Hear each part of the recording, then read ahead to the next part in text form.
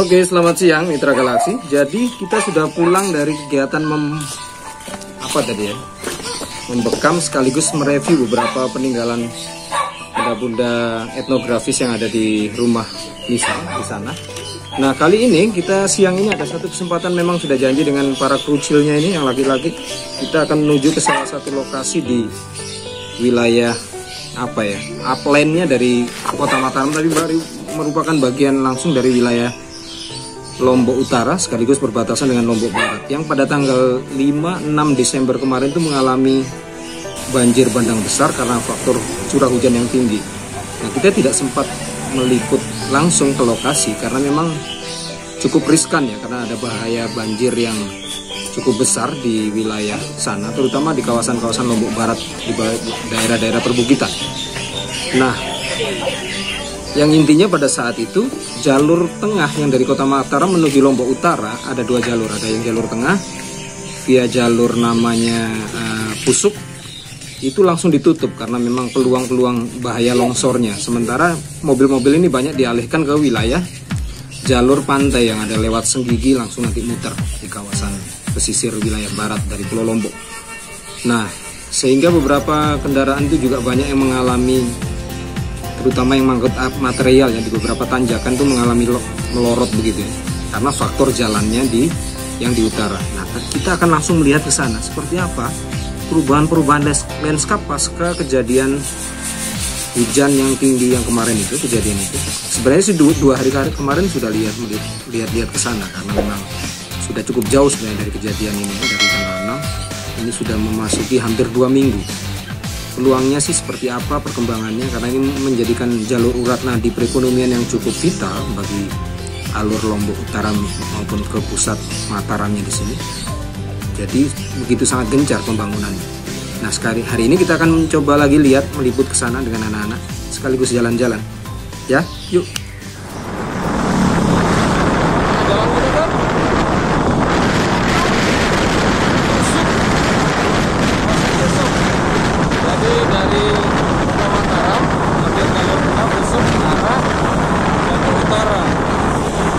Sampai habis nanti ya, sampai di bukit-bukit aja tanjakannya, terus ke turun sedikit, lalu lihat-lihat di sana ya.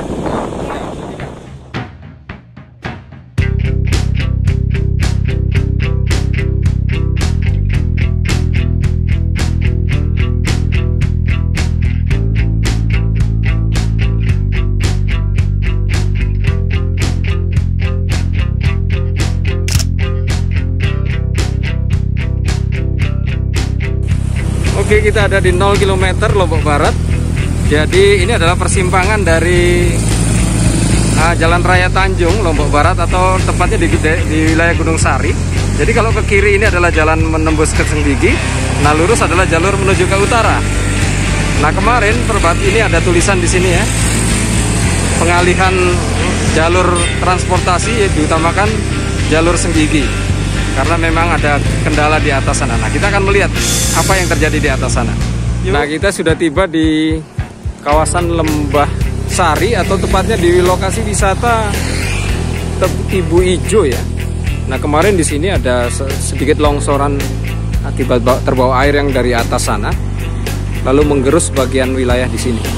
Ini sedang dalam perbaikan. Nah, ini penguatan fondasi lagi, karena ini merupakan wilayah pengembangan untuk pariwisata kedesaan berbasis alur-alur sungai ya, karena di bawah-bawah sini ini tempat sungai. Oke, tanjakan ke depan kita mulai naik. Mana penumpang belakangnya, Tar? Tidak ada orang penumpang belakang. Nah, di kawasan ini sudah mulai terdeteksi bekas-bekas longsoran. Jadi memang peluang longsor itu memang selalu ada ya. Jadi memang akan selalu was-was ketika terjadi banjir atau hujan besar. Ya, cukup. Ini longsor. Ini longsor. Lihat.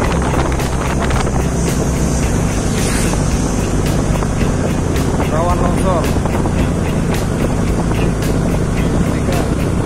Tuh ya. ya, rawan longsor. Sekarang kita lihat di depan ini. Ini ambil yang sebelah kiri ini sebentar ya. Nah, ini ada tanah-tanah ini yang atas. Jadi jalur airnya. Jadi kawasan di sini juga termasuk kawasan yang paling lumayan parah terjadi longsor. Sehingga ada beberapa proyek pengaktifan lagi dari Dinas PU untuk penguatan struktur bahu-bahu jalan di sepanjang kanan ini ya. Karena ini yang langsung menuju wilayah Sungai Argo Wisata di Pulau Gamang. Hati-hati, ada tumpukan material. Oke, kita naik pelan-pelan. Tuh, rusak jalannya itu, tukang-tukang kerja itu. Ya kan? Nah itu, ini perbaikan bahu-bahu jalan ini. Ya. Nah ini adalah salah satu jalur air yang mulai menuju ke atas tanjakan sana ya. Sebenarnya sih ini bagian dari lokasi yang cukup menarik, jadi poin stopnya untuk pengembangan wisata juga. Oke, sekilas lagi ya. Nah ini tuh airnya dari atas sana. Jadi kita akan terus melihat sampai ke atas sana lagi. Yuk.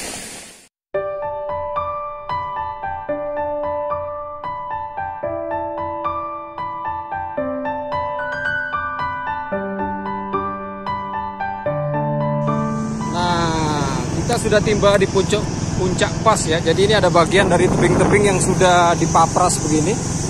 Tentunya dengan peralatan alat berat ya. Dan pembukaan lahannya menjadi cukup besar jadinya jalannya ini. Ini adalah pusat dari wisata Pusupas. Nah ini dia. Pemandangannya sungguh sangat berubah ya. Bentar. Sementara juga lalu lintas ini juga dipenuhi oleh beberapa kendaraan alat-alat berat ini. Banyak monyet. Nah, terhitung dari sini ini sudah mulai cukup banyak perubahan ya. Lanskapnya sangat berubah. Sebelah kanan ini juga cukup banyak dipapras karena tadinya tanah-tanah itu yang tergerus akhirnya dibawa lari oleh curah hujan yang tinggi tadi. Sehingga ini baru kesempatan dibuka seperti ini. Beda jauh. Beda lihat. Nah, ini alat-alat berat juga.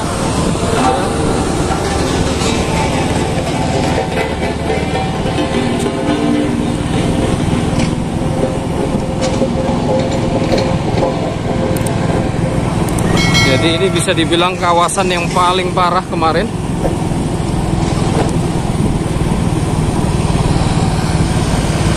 Debunya.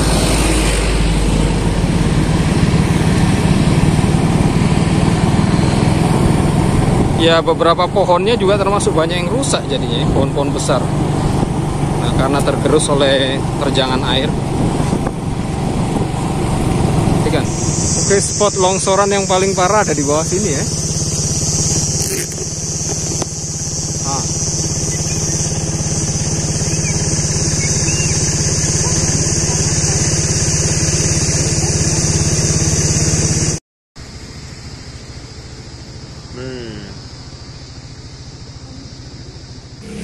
Nah ini jadi sedikit perubahan landscape yang terjadi di wilayah jalur-jalur Pusuk sini. Nah, banyak bongkaran-bongkaran tebing begini ya. Tapi ya sekali ini sudah bisa dilewati. Tapi pada saat awal-awal kemarin, seminggu awal sudah itu memang masih ditutup ya, dialihkan ke wilayah jalur Senggigi. Oke, kita mulai nyusurin jalan.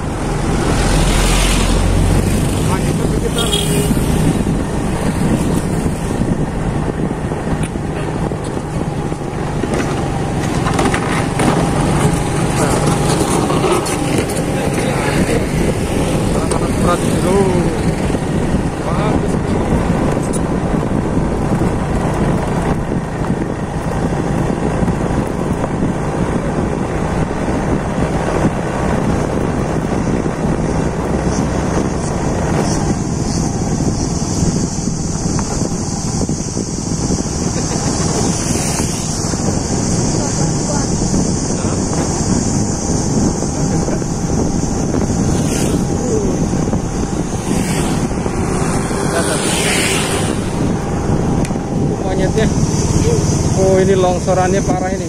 Nih tanah-tanahnya ini. Waduh, ini masih ada jalur air ini. Ngeri kalau ada hujan lagi, ini bisa melorot lagi orang ini. Ini kemarin ini sudah dibongkar, tapi kalau kemarin belum.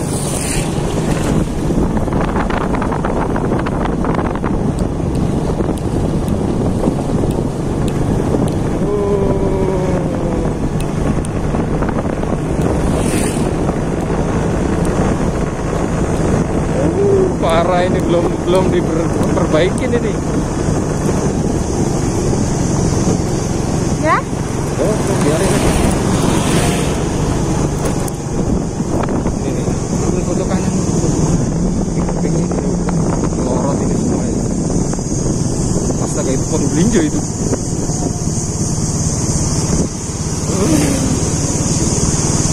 Ya? Tuh.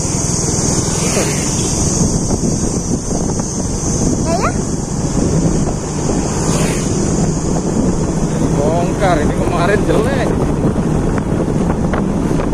Udah deh.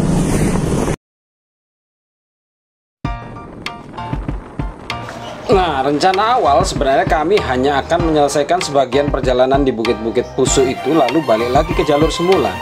Tapi karena berpikir anak-anak ini juga sudah lama tidak pernah kunjung jalan-jalan, jadi sekaligus kita memutuskan untuk mengambil jalan lingkar sepanjang alur Senggigi hingga pulang sampai ke rumah. Ya, menempatkan tiba waktu untuk jadwal ngaji.